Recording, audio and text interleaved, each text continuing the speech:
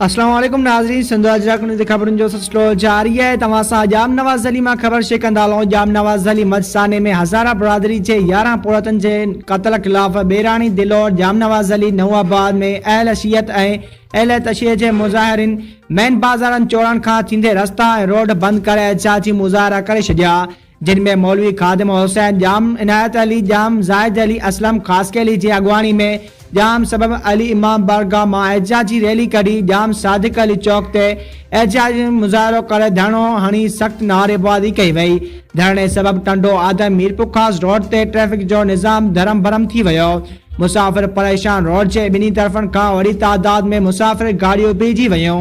एहतिजाज कंदड़ सख़्त नारेबाज़ी कंदे मुतालबो कयो त मच वाक़े में हज़ारा बरादरी जे नौजवाननि खे बेदर्दी सां क़त्ल में मुलवस जवाबदारनि खे जल्द अज जल्द गिरफ़्तार कयो वञे ऐं हुकूमत अहल तशरीह सां वास्तो रखंदड़ हज़ारा बरादरी जे माण्हुनि खे तहफ़्फ़ुज़ ॾिनो वञे।